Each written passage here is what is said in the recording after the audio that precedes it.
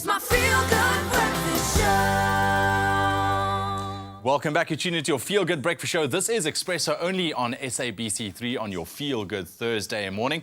Now, the United States is still reeling and assessing a way to move forward peacefully with its President-elect Donald J. Trump amidst ongoing protests that show no confidence in the new commander-in-chief.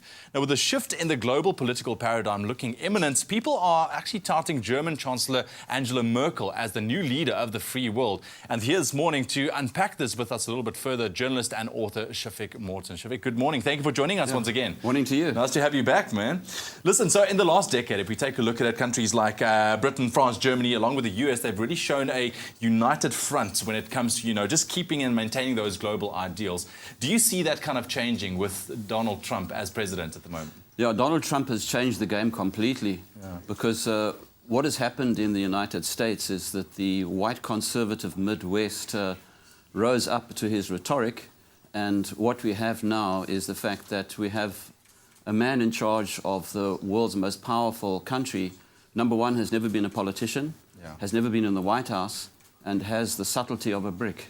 to put it down like that. Okay, so why is the world seeming to looking towards Angela Merkel, as looking towards, like what I've said, like the new leader of the free world, just in terms of keeping the Western values kind of intact?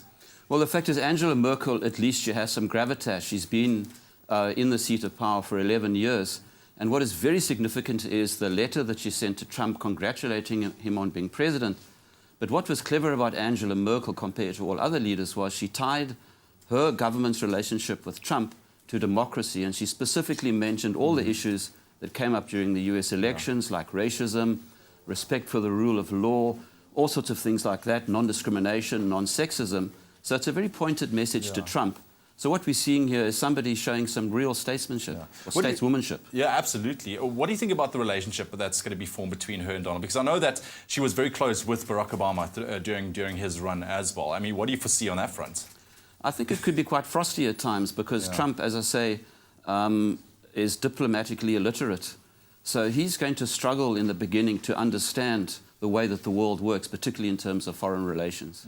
So when we take it to, or we talk about Angela Merkel, I mean, how much influence does she have in the EU and also in the UN? Should her kind of liberal democracy be challenged by Trump?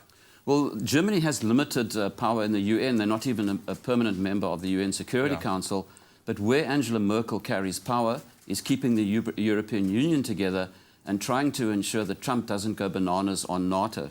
Okay, well, I think one thing's for sure, it's going to be a rather interesting little period that lies ahead of us right now. The Chinese curse is upon us. The Chinese curse is upon us. Shafiq Morton is joining us this morning, just giving us an update on, well, what he thinks is going to go forward between Angela Merkel and also Donald Trump. But we will keep you a close eye on that story and report back as soon as we know something as well.